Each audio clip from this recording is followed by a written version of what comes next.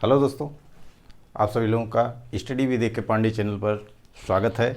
जैसा कि पिछले वीडियो में आप लोगों को हमने स्ट्रेट लाइन से कुछ रिलेटेड फार्मूले का डेरिवेशन किया था।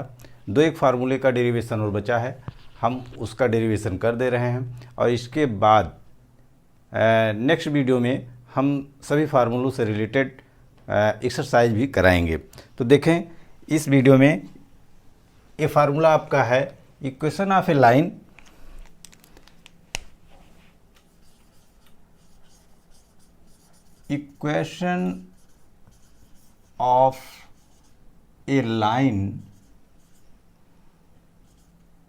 इन normal form. Equation of a line in normal form. देखिए, equation of a line in normal form का क्या मतलब हुआ। उस लाइन का समीकरण लंब की लंबाई के रूप में जो हो, किसी रेखा का समीकरण जो लंब की लंबाई के रूप में हो, उसी को हमें ज्ञात करना है। तो देखें, अर्थात हम कह सकते हैं दी हुई रेखा, अगर कोई रेखा है जिसको हमें ज्ञात करना है, उस रेखा पर मूल बिंदु से लंब की लंबाई भी ज्ञात हो। तो यहाँ देखें, एक क्वाड्रेंट ड्रा करते हैं। ये आपका x y axis, x dash और ये वाई डैश, ये आपका वर्जिन है। तो यहाँ लिख लेते हैं। इस प्रकार से देखें, ये एक लाइन है,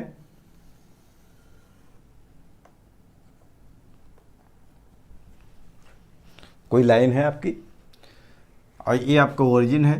ओरिजिन से हम क्या करते हैं, इस लाइन पर एक परपेंडिकुलर ड्रा करते हैं, एक लंब ड्रा करते हैं P, और जिसकी लेंथ भी आप मान के चलिए स्मॉल p है। क्या है लेंथ, क्या है स्मॉल p है। और ये जो है एक्स एक्सिस से अल्फ़ा एंगल ड्रा करती है। क्या करती है? अल्फ़ा एंगल बनाती है। तो देखें, अगर लाइन आप मान लें पी क्यू लाइन कोई है, पी क्यू नहीं मान लेते हैं, ए एम एन कोई लाइन है, एम एन, जो एक्स एक्सिस को ए पॉइंट पर और बी पॉइंट पर काटती है। तो पॉइंट ए का कोऑर्डिनेट क्या होगा और पॉइंट बी का कोऑर्डिनेट क्या होगा? बहुत आसान है। पॉइंट ए का कोऑर्डिनेट और पॉइंट बी का कोऑर्डिनेट यदि हम निकाल लेते हैं, तो इस लाइन एम एन का इक्वेशन, और लाइन एम एन कहो या लाइन ए बी कहो, दोनों एक ही चीज़ है। तो लाइन एम एन का इक्वेशन हम निकाल सकते हैं। कैसे देखें? सबसे पहले, चूँकि देखें यहाँ पे ये जो परपेंडिकुलर लाइन है OP, जो लाइन एम एन पर परपेंडिकुलर है, इसकी लेंथ दी गई है, कितना है? P है। इसकी लेंथ दी हुई होगी। तो हम देखें OA को ड्रा करें, OA कितना होगा? अगर इस एंगल A आपका क्या है? अल्फ़ा है। A आपका कितना है? 90 डिग्री है, ठीक है। और अगर 90 डिग्री A आपकी है, 90 डिग्री, और A आपका हो जाएगा 90 माइनस अल्फ़ा हो जाएगा, 90 माइनस अल्फ़ा, और A आपका पुनः क्या हो जाएगा? अल्फ़ा हो जाएगा। इस प्रकार से अगर हम देखें तो पॉइंट A का क्या मान होगा, देखते हैं। ट्रायंगल ले लीजिए। इन ट्रायंगल OPA में देखें, इन ट्रायंगल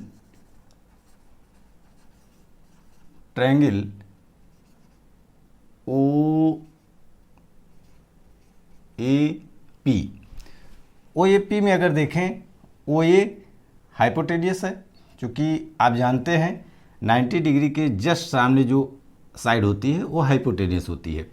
और इस एंगल से देखो, जो जिस एंगल के हमको जिस एंगल का मान निकालना होता है अल्फ़ा के रिस्पेक्ट में, तो देखिए अल्फ़ा के जस्ट सामने जो आपकी साइड होगी वो आपकी क्या होगी, परपेंडिकुलर होगी, और अल्फा से एंगल से जो सटी हुई होगी वो आपका बेस हो जाएगा। क्या हो जाएगा, बेस हो जाएगा। तो यहाँ पे देखें ये आपका हो जाएगा बेस माने आधार, और ओ ए ये आपका हाइपोटेनियस हो जाएगा। तो ओ ए ओ पी अपान ओ ए, देखिए आधार बटे कर्ण, ये आपका कितना हो जाएगा, कॉस अल्फा हो जाएगा। तो ओ पी की वैल्यू आपका पी है, ओ ए, और ये आपका हो गया कास अल्फा। तो देखिए ओ ए यहाँ ले जाइए, कास अल्फा यहाँ कर दीजिए, या आपका हो जाएगा ओ ए बराबर देखें पी बटा कास अल्फा, या पी सेक अल्फा। तो यहाँ से देखें ये ओ ए की वैल्यू यहाँ से यहाँ तक आपको मिल गई, यहाँ से यहाँ तक क्या हो गया, ओ ए की वैल्यू हमको मिल गई। तो ओ ए आपका हो जाएगा पी सेक अल्फा, और वाई यहाँ तो है नहीं, वाई 0 हो जाएगा। इस प्रकार से देखें तो पॉइंट ए का कोऑर्डिनेट हमको मिल गया। ठीक है, ठीक इसी प्रकार से अगर हम ओ बी की वैल्यू निकाल लें, ओ बी में क्या होगा, ओ बी की वैल्यू अगर निकालेंगे तो यहाँ पे देखिए सबसे पहले तो आप तुरंत देखो यहाँ पे x की वैल्यू नहीं, x की वैल्यू 0 हो जाएगी। तो ओ बी यही आपका y एक्सिस का वैल्यू जो होगा वही आपका मान हो जाएगा। तो देखें यहाँ अल्फ़ा बन गया, ये एंगल अल्फ़ा है। अल्फ़ा से अब देखिए, अल्फ़ा से जस्ट सामने साइड p दिया गया है, ये आपका क्या हो जाएगा, लेंथ हो जाएगा, चूँकि यहाँ पे परपेंडिकुलर है ये लेंथ हो जाएगा आपका परपेंडिकुलर, तो लेंथ हो जाएगा, और ये आपका इसके सामने 90 डिग्री सामने हाइपोटेनियस हो जाएगी, लेंथ अपॉन हाइपोटेनियस। तो इन ट्रायंगल फिर लिख लीजिए, इन ट्रायंगल ओ पी बी, तो क्या हो जाएगा ओ पी अपान ओ बी, ये आपका कितना हो जाएगा साइन अल्फा, कितना हो जाएगा बेटा, साइन अल्फा हो जाएगा। तो ओ बी की वैल्यू आप देखें, ओ बी इक्वल टू आपका ये आपका साइन अल्फा इधर आ जाएगा, देखें ओ बी यहाँ चला गया, साइन अल्फा यहाँ गया, तो साइन अल्फा, या इसको लिख सकते हैं, देखो ओ पी की वैल्यू हमारी मिली है, क्या है ओ पी की वैल्यू पी है, तो ये आपको हो जाएगा पी, और साइन अल्फा ऊपर चला जाएगा तो ये हो जाएगा कोसेक अल्फा हो जाएगा। ठीक है, तो इस प्रकार से देखें ओ बी की वैल्यू भी हमको मिल गई, पी कोसेक अल्फा। ठीक है ना, तो देखें पॉइंट ए और पॉइंट बी की वैल्यू हमें मिल चुकी है। इस प्रकार से हम देखें, क्योंकि अब यदि दो बिंदु हमें प्राप्त हों, और या इस प्रकार से देखें अगर ये क्या है O A and O B intercept है, क्या है अंतःखंड है, किससे, टू द लाइन, ये आप इस लाइन के द्वारा जो है ओ ए और ओ बी क्या है, एक्स अक्ष पर कटा अंतःखंड ओ ए है, और वाई अक्ष पर कटा अंतःखंड क्या है ओ बी है। ओ ए का मान कितना मिला, ओ ए का मान आपका मिला है जो देखें पी सेक अल्फा, कितना मिला, पी सेक अल्फा, और ओ बी का मान मिला है पी कोसेक अल्फा। तो अतः हम क्या कर सकते हैं, इस प्रकार से अगर देखें तो इक्वेशन ऑफ लाइन तो हम लिख सकते हैं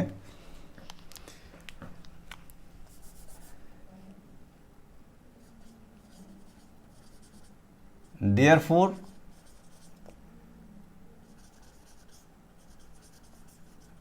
equation of line M N will be, क्या होगा, एक फार्मूला हम जानते हैं, अंतःखंड के रूप का फार्मूला तो जानते हैं, तो अंतःखंड के रूप का फार्मूला लगा दें, यक्स अपान ओ ए, देखें x upon O A plus y upon O B equal to 1। तो यहाँ से यक्स अपान ओ ए और यक्स अपान ओ बी, तो ओ ए की वैल्यू आपको पता है, यक्स अपान देखें ओ ए की वैल्यू क्या है p sec alpha, plus y की वैल्यू ओ बी की वैल्यू कितना है p cosec alpha equal to 1।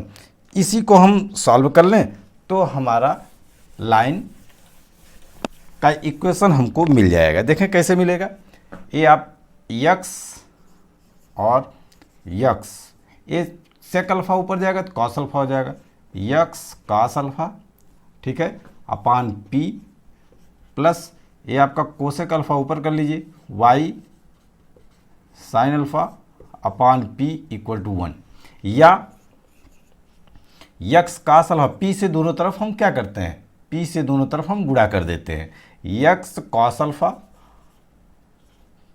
Plus y sine alpha. देखें पी से गुणा करेंगे तो यहाँ पी से पी कट जाएगा, पी से पी कट जाएगा, पी का यहाँ पे गुणा करेंगे तो आपका क्या हो जाएगा पी। ये आपका equation of line in normal form हो गया, यही आपका इक्वेशन हो गया, ठीक है, लाइन का। तो इन नॉर्म जहाँ ये आपकी पी क्या है, लेंथ ऑफ परपेंडिकुलर, ठीक है, जो लाइन पर पॉइंट से कहाँ से, ओरिजिन से 0,0 से ये आपकी लेंथ है, ठीक है। कास अल्फा, अल्फा जो क्या है इसका परपेंडिकुलर जो एक्स एक्सिस से एंगल ड्रा कर रहा है, तो यही आपका इक्वेशन हो गया, equation of a line in normal form. इसको नोट कर लें, याद कर लें, ठीक है, बहुत इंपॉर्टेंट फार्मूला है, इस पर आधारित जो है क्वेश्चंस आते रहते हैं, ठीक है। ये 9th और 10th के सिलेबस के अकॉर्डिंग जो भी हम पढ़ा रहे हैं 9th और 10th के सिलेबस के अकॉर्डिंग ही है। वैसे लाइन में तो और भी चीज़ें हैं, बट 9th और 10th के सिलेबस के अकॉर्डिंग ही हम बता रहे हैं। ये चूँकि हमारा जो कॉन्सेप्ट है, बेसिक कॉन्सेप्ट, ठीक है, आप कोऑर्डिनेट, ठीक है, कोऑर्डिनेट का जो है बेसिक कॉन्सेप्ट हम बता रहे हैं, तो इसीलिए जो है ये आपका केवल 9th और 10th के सिलेबस के अकॉर्डिंग हम चल रहे हैं, ठीक है। अब देखें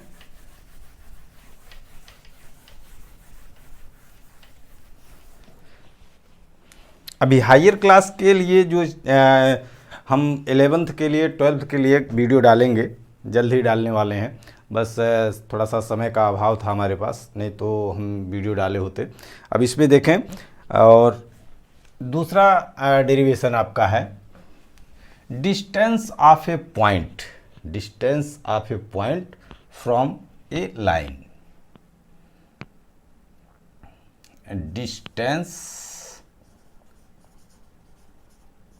distance of A point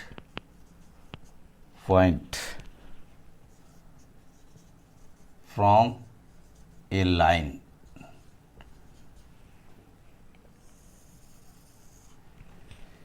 distance of A point from A line, यहाँ देखें किसी बिंदु की एक रेखा से दूरी, तो इसके लिए भी हम देखें क्या करते हैं, एक क्वाड्रेंट ड्रा करते हैं इसी प्रकार से, एक्स एक्सिस वाई एक्सिस, एक लाइन ड्रा कर लीजिए ऐसे, ये आपकी लाइन मान लेते हैं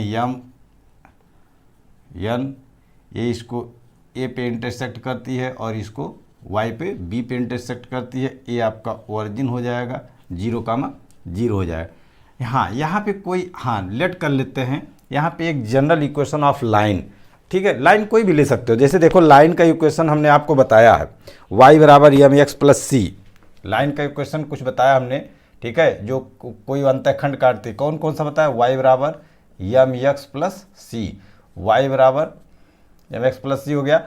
आप इसको भी ले सकते हो, अभी अभी जो लिखे हो इस रेखा का समीकरण x cos alpha plus y sine alpha equal to p, इसको भी आप लिख सकते हो, कोई दिक्कत नहीं, ठीक है, क्योंकि ये इसी लाइन का इक्वेशन होगा, बट आप यहाँ से आप मान लो कि इसकी लेंथ यहाँ तक है, ठीक है, बट यहाँ पे एक जनरल इक्वेशन ऑफ लाइन लिखेंगे, कौन सा, एक सामान्य हम इक्वेशन समीकरण लिखेंगे आप लाइन का, वो क्या है, let a x plus b y plus c equal to 0, ये इक्वेशन हो गया। ये किसका इक्वेशन है, एम एन का, a x plus b y plus c equal to 0, यही इसका इक्वेशन है। तो हम देखें इस प्रकार से, अगर कह रहे हैं कि यहाँ से देखें distance of A point from A line, distance कोई एक पॉइंट ले लेते हैं, एक पॉइंट यहाँ ले लीजिए, उस पॉइंट का नाम देते हैं पी x1 कामा y1। क्या नाम दे दिया? x1 कामा y1। यहाँ से देखें p को हम b से ड्रा कर लेते हैं, बना ले यहाँ से p को b से और p को a से मिला लेते हैं, p को b से और p को a से मिला लें। एक ट्रायंगल का निर्माण हो रहा है, एक ट्रायंगल का निर्माण हो रहा है। यहाँ से देखें तो डिस्टेंस हमें क्या ज्ञात कर, distance of A point two the line. यहाँ से हमको डिस्टेंस, इस पॉइंट का डिस्टेंस हमको निकालना है। तो कैसे निकालेंगे? आप देखें पॉइंट P से इस लाइन पर हम परपेंडिकुलर लाइन ड्रा करेंगे। क्या करेंगे? परपेंडिकुलर लाइन ड्रा कर देते हैं। एक लाइन आप लिख लीजिए PQ लिख लीजिए, ठीक है, और जिसकी डिस्टेंस मान लीजिए D है। हमको इसी D का मान ज्ञात करना, अर्थात PQ की लेंथ ज्ञात करनी है। क्या ज्ञात करनी है? PQ की लेंथ ज्ञात करनी है। तो कैसे ज्ञात करेंगे? तो सबसे पहले देखें पॉइंट P का कोऑर्डिनेट तो हमको मिल गया है, पॉइंट P का कोऑर्डिनेट हमको मिल चुका है, but point A and point B का कोऑर्डिनेट हमको नहीं पता है। तो देखें चूंकि इक्वेशन ऑफ लाइन, ठीक है, mn जो लाइन है उसका इक्वेशन क्या है? ax plus b y plus c equal to 0। If y equal to 0, अगर यहाँ देखें चूंकि x का जो कोऑर्डिनेट है, यहाँ पे अगर हम लिखेंगे x का कोऑर्डिनेट तो y क्या होता है? यहाँ पे 0 होता है। तो y की वैल्यू अगर यहाँ हम 0 रख दें, ठीक है, put y equal to 0, then क्या मिलेगा? y की वैल्यू 0 रख दीजिए। अगर 0 रखते हैं तो आपको मिलेगा ax plus c equal to 0। तो ax equal to minus c, ठीक है, x इक्वल टू आपका मिलेगा माइनस सी अपॉन ए आपको x की वैल्यू मिल गई, अर्थात यहाँ पे आप इसकी वैल्यू क्या? माइनस सी अपॉन ए हो गया, ठीक है। इसी प्रकार, ठीक है, इसी प्रकार आप लिखेंगे नाउ पुट, क्या रखे थे पहले? y equal to, now put x equal to 0। क्यों? क्योंकि यहाँ y का जो कोऑर्डिनेट लिखेंगे तो यहाँ x की वैल्यू 0 होती है, तो 0 रख दें यहाँ पे, तो हमें y क्या नाम है, OB की वैल्यू मिल जाएगी। देखें देन ये आपको मिलेगा, x की वैल्यू रखेंगे तो b y plus c equal to 0। तो y इक्वल टू, ये देखिए उधर चला जाएगा माइनस सी, और b इधर आके माइनस सी बाई बी, ये आपका y का फॉर्म मिल गया, माइनस कितना हो गया? c by b. इस प्रकार से हम देखते हैं कि ट्रायंगल PBA या APB के पॉइंट का कोऑर्डिनेट हमको मिल चुका है। तो हम जानते हैं, यहाँ से देखें हमें इस क्या ज्ञात करना, हमें PQ की दूरी ज्ञात करनी है, PQ डिस्टेंस ऑफ PQ। अब देखें चूँकि ट्रायंगल एक ही है APB, इस ट्रायंगल यहाँ कौन सी एक ही ट्रायंगल बन रही, तो इस ट्रायंगल का जो एरिया होगा, एरिया ऑफ ट्रायंगल, हम देखिए कोऑर्डिनेट से बताए थे, पिछले वीडियो में आप लोगों ने देखा होगा। इस वीडियो में आपने देखा कि अगर किसी ट्रायंगल के शीर्ष वर्टेक्स के कोऑर्डिनेट हमको पता हो तो हम उस ट्रायंगल का एरिया निकाल सकते हैं। कैसे? एरिया ऑफ ट्रायंगल, यहाँ देखिए इसको x1 y1 मान लो, इसको यहाँ पे x1 y1 है, इसको सीरियल क्रम में चाहे जैसे चलिए, यहाँ से x1 y1, इसको x2 y2 मानो, इसको x3 y3। ये x1 y1 है अपने पहले से माने थे, तो यहाँ से अगर सीरियल क्रम में एरिया ऑफ ट्रायंगल निकालेंगे तो यहाँ से हम माने x1 इसको माने, y1 इसको माने, x2 इसको माने, y2 इसको माने, x3 इसको माने, y3 इसको माने, ठीक है। एक तरीके से ट्रायंगल का एरिया इस तरह निकल जाए। और एक तो आप ट्रायंगल एरिया ऑफ ट्रायंगल आप जानते हैं, एरिया ऑफ ट्रायंगल हाफ, ठीक है, बेस इंटू हाइट, ये आप जानते हैं ना, बेस इंटू। तो यहाँ देखिए बेस क्या होता है, किसी ट्रायंगल में ट्रायंगल के शीर्ष से वर्टेक्स के किसी शीर्ष से सामने वाली साइड पर अगर हम परपेंडिकुलर लाइन ड्रा करते हैं, क्या करते हैं? परपेंडिकुलर लाइन ड्रा करते हैं, तो जिस साइड पर परपेंडिकुलर लाइन ड्रा की जाती है वह साइड बेस मानी जाती है। क्या मानी जाती है? बेस होती है। और आपका जो परपेंडिकुलर होता है ये आपका क्या होता है? हाइट होता है। बस, तो यहाँ से देखें इस प्रकार से ये आपका क्या होगा? परपेंडिकुलर हो जाएगा, ये बेस हो जाएगा। तो इस प्रकार से भी इसका एरिया हम निकाल सकते हैं। तो देखें now area of triangle, area of triangle APB, APB। तो एरिया ऑफ ट्रायंगल हम दो तरीके से निकाल सकते हैं। देखें किस प्रकार से लिख रहे हैं। देखिए आपका हो जाएगा पहला 1/2 मॉड, चलिए यहाँ से हम इसको x1 यहाँ लिख दें, इसको मान लेते हैं x1 y1 x2 y2 x3 y3, यहाँ ऐसे लिख ले रहे हैं। यहाँ जब हम रखेंगे तो एरिया ऑफ ट्रायंगल आपका x1 कितना? -c/a, x1 कितना? -c/a। इन ब्रैकेट में x1 तो होता है, फार्मूला अगर कहो तो लिख देना, तो आप समझ लो फार्मूला यही होता है कि x1 y2 y3। तो y2 कितना है? y1, x1 y2 y1 y3 minus, ये आपका देखो माइनस है तो यहाँ लिख लो -c/b, ठीक है, -c/b प्लस x2 कितना है? x1 है, x2 आपका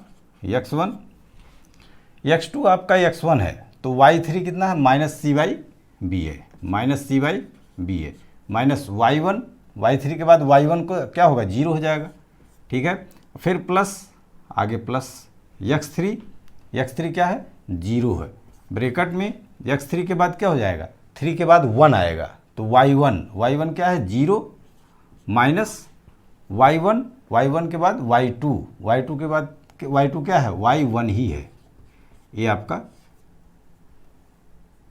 ये हो गया बराबर 1/2 बेस क्या है? AB इंटू हाइट क्या है? PQ।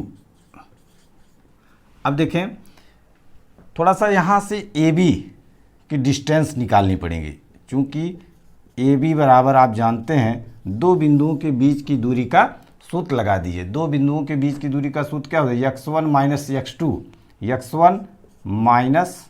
x2 का होल स्क्वायर प्लस y1 माइनस प्लस हो जाएगा c/b का होल स्क्वायर।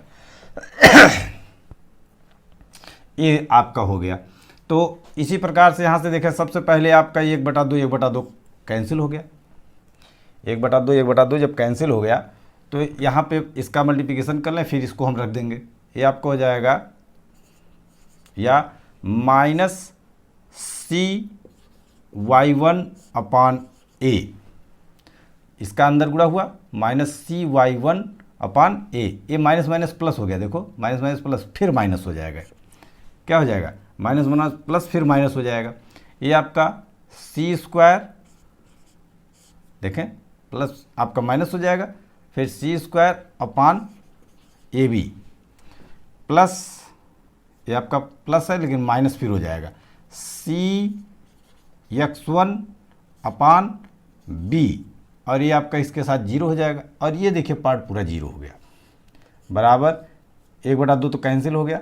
AB का मान यहाँ से निकाल लें पूरा, आप देखें AB का मान निकालें, ये आपका 0 तो 0 हो जाएगा। यहाँ पे आप ये माइनस का स्क्वायर क्या हो जाएगा? प्लस c²/a² और प्लस c²/b²। यहाँ से देखें c² कॉमन हो जाएगा, c² का √c हो जाएगा, और ये आपका मिलेगा √a² प्लस b²/a²b²। तो आपको क्या मिलेगा? इसका भी अंडर रूट बाहर हो जाएगा, c/ab √a² प्लस b², यही आपका मिलेगा। तो यहाँ यही वैल्यू रख दें, ए बी के स्थान पर ए वैल्यू रख दीजिए, तो क्या हो जाएगा सी अपान ए बी और under root a square plus b square into P Q का डिस्टेंस क्या है डी है, इसको लिख लें। फिर देखते हैं यहाँ से, चूँकि ये माइनस आपका प्लस ही हो जाएगा, माइनस कामन ले लें तो आपका चूँकि माड के अंदर ये प्लस ही माना जाएगा। यहाँ से देखें सी कामन हो जाएगा, सबसे पहले सी कामन ले लें, ठीक है, और इसका एलसीएम भी क्या हो जाएगा ए बी हो जाएगा, ठीक है। तो ये आपका ए बी ले लीजिए, ठीक। बचा कितना, यहाँ से देखें एलसीएम आपका ए बी हो गया, पूरा लिख लें ठीक से, कोई दिक्कत नहीं, फिर से लिख लेते हैं।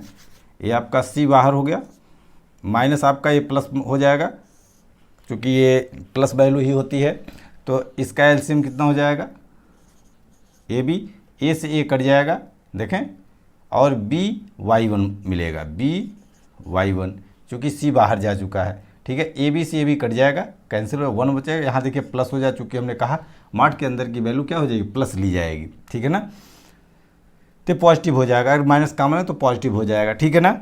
वैसे भी माड जब माइनस बाहर निकले तो पॉजिटिव वैल्यू ही ली जाती है, ध्यान दीजिएगा। तो यहाँ से सी बाहर तो केवल सी हो जाएगा, और ये प्लस बी से बी कट जाएगा, तो ए और सी बाहर जा चुका है, ए एक्स वन, ठीक है, ये इतना आपका हो गया, equal to c upon A b under root a square plus b square into d. तो हमको क्या निकालना, डी निकालना है, क्या निकालना है डी की वैल्यू निकालनी है। तो देखिए सी से सी कट गया, ए बी से ए बी कट जाएगा, ठीक है, तो डी की वैल्यू आपका हो जाएगा और ये नीचे आ जाएगा। तो क्या मिला, इसको सीरियल क्रम में लिख लें, mod a x one plus b y one plus c upon under root a square plus b square. ये ही देखिए आपका फार्मूला हो गया, डिस्टेंस निकालने का फार्मूला, ठीक है। थोड़ा सा इस पर और भी कुछ चर्चाएं करेंगे, ये आप इसको ध्यान से देख लें, लिख लें, नोट कर लें, ठीक है, याद कर लें, फार्मूला याद होना ज़रूरी है। अब देखें ये क्या, इससे क्या समझे, यहाँ पे जो लाइन आपका दिया था, मिटा दे रहे हैं, ये जो लाइन आपका दिया था, क्या दिया था, a x plus b y plus c equal to 0, ये इक्वेशन ऑफ लाइन, इसका इक्वेशन यही तो है। इसी, अब देखिए बहुत आसान सा है, किसी पॉइंट कोई आपका है, पॉइंट कितना है, किस पॉइंट से, पॉइंट मान लेते हैं P x one comma y one से, इस पॉइंट से इस रेखा पर, इस लाइन पर डाले गए लंब की लंबाई हमको डी ज्ञात करना, क्या ज्ञात करना, यही डी ज्ञात करना। तो देखो बहुत आसान, डी बराबर आपका क्या आया, ये आपका पूरा का पूरा देखो रेखा लिखा हुआ है, बट यही पॉइंट जो है यक्स के स्थान पर रखा जाएगा, ये आपका हो गया, यक्स के स्थान पे यक्स वन हो गया, प्लस बी आपका हो गया, और वाई के स्थान पे क्या हो गया वाई वन हो गया, प्लस आपका सी जो कांस्टेंट होगा वो रहेगा ही रहेगा, ठीक है। अब इसको मॉड मिले, इसकी वैल्यू अगर हम रखने पर पॉजिटिव आती है तो पॉजिटिव रहेगी ही रहेगी, अगर निगेटिव आती है तो तब भी पॉजिटिव करेंगे। अपान अंडर रूट देखें नीचे क्या है, एक्स का कॉफिशिएंट क्या है ए है, वाई का कॉफिशिएंट क्या है बी है, तो अंडर रूट देखें क्या है, अंडर रूट आपका ए स्क्वायर प्लस बी स्क्वायर है, ये आपका ए स्क्वायर प्लस बी स्क्वायर, यही तो आपका किसी बिंदु से किसी रेखा पर डाले गए लंब की लंबाई कह सकते हैं, किसी बिंदु से, ठीक है, रेखा पर डाले गए लंब की दूरी भी कह सकते हैं, या कह सकते हैं डिस्टेंस ऑफ ए पॉइंट, ठीक है, दूरी, इस बिंदु की इस रेखा से दूरी कह सकते हैं, दूरी लंबवत दूरी ही निकाली जाती है, ठीक है। थोड़ा सा इस पे और देखें, यदि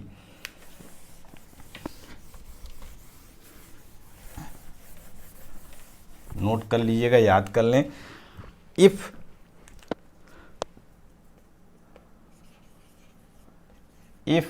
point P is the virgin, क्या हो, वर्जिन है, ठीक है।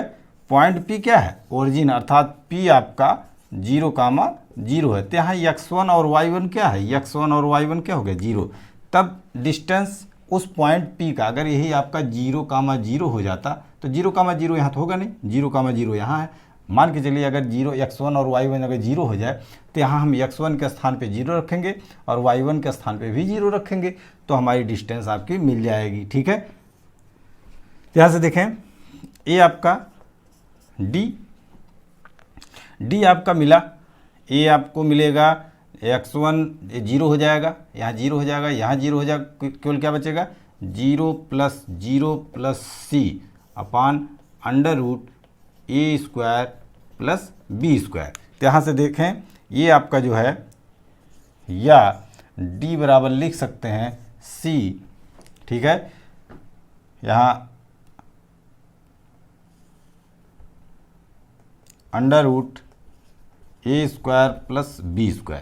हाँ, यहाँ से देखें ये प्लस और माइनस भी आ सकता है, क्या आ सकता है, प्लस और माइनस भी आ सकता है। c कांस्टेंट अगर माइनस में है तो माइनस आएगा, प्लस है तो प्लस आएगा। तो यहाँ से देखें प्लस और माइनस आने का क्या मतलब है, देख लीजिए कि मूल बिंदु से किसी रेखा की दूरी का सूत्र यही आपका हुआ, मूल बिंदु से किसी रेखा की दूरी का सूत्र ही हुआ। ठीक है, तो अगर ये प्लस आ रहा है, ध्यान दें, तो ये रेखा आपकी है, कोई रेखा है, यहाँ से अगर ये ओरिजिन है, ओरिजिन से इस पर मान के चलते हैं डिस्टेंस आपकी है, तो अगर इस साइड में है तो ये D जो आपकी आएगी पॉजिटिव आएगी, क्या आएगी, पॉजिटिव आएगी। ठीक है, अगर थोड़ा सा और इधर कर लें, अगर इधर भी है, ठीक है, कभी कभी ये पूछा जाएगा मूल बिंदु से दो समांतर रेखाओं के बीच की दूरी को ज्ञात कीजिए, दो समांतर रेखाओं के बीच की दूरी ज्ञात कीजिए। तो दोनों समांतर रेखाएं दी होंगी तो इससे आप D1 मानोगे और यहाँ से इसी पर यहाँ से इस पर लंब डालोगे तो ये भी आपको हो जाएगा D2। तो क्या करोगे अब देखो D2 यहाँ से यहाँ तक है, तो D2 ये डिस्टेंस आपकी कितनी हो जाएगी, D2 - D1, इसको मान लेते हैं D है। ठीक है, इस प्रकार निकालेंगे। अगर वही चीज़ अगर देखिए माइनस आ रहा है, एक प्लस आ रहा है एक माइनस, यहाँ देखिए क्या होता है, जब एक ही तरफ है तो माइनस किया जाएगा। ठीक है, जब एक ही तरफ है तो माइनस किया जाएगा, या ऐसे भी हो सकता है ये माइनस है आप इधर है, अगर इधर आता है तो माइनस हो रहा है। ठीक है, माइनस का मतलब क्या है, ये आपका दूसरी तरफ जा रहा है। ठीक है, ऐसा नहीं है, इसके लिए तो आप दूसरी तरफ के लिए यहाँ से आप देखिएगा, इससे समझ में बढ़िया सा आएगा। अगर एक लाइन इस तरीके से है, ठीक है, तो ये आपकी डिस्टेंस D1 आपकी पॉजिटिव हो गई। अगर डिस्टेंस निकालनी है दो पैरेलल लाइनों के बीच, तो एक अगर D1 आपकी जो आ रही है पॉजिटिव आ रही है और एक D2 जो आपकी आ रही है निगेटिव आ रही है, एक पॉजिटिव एक निगेटिव, अर्थात ये दोनों रेखाएं जो हैं एक दूसरे के विपरीत बन रही हैं। तो यहाँ से इधर बनेगा, ये आपका D1 हो जाएगा, ये आपका D2 हो जाएगा। तब यहाँ क्या करेंगे, D1 एंड D2 क्या करेंगे, ऐड करेंगे। ठीक है, और अगर यही चीज़ आपका एक D1 आपका जो है पॉजिटिव आ रहा है और दूसरा भी आपका क्या आ रहा है पॉजिटिव आ रहा है, अर्थात ये दोनों एक ही तरफ बन रहे हैं, तो यहाँ क्या किया, जो बड़ा होगा उसी में से छोटा वाला घटा दिया जाएगा। ठीक है, यही आपको बताना था। ठीक है, और यहाँ तक आपका जो है सिलेबस चैप्टर हम समझते हैं ख़त्म हो गया है। ठीक है, लाइन का चैप्टर जो है लगभग समाप्त हो गया है। इससे रिलेटेड हम आप एक्सरसाइज डालेंगे वीडियो के माध्यम से और आप लोग उसको ध्यान से देखिएगा और जितने फार्मूले हमने बताएं उस फार्मूले को कंठस्थ कर लीजिए। धन्यवाद। आगे के वीडियो में हम नेक्स्ट टॉपिक लेकर के आएंगे। धन्यवाद।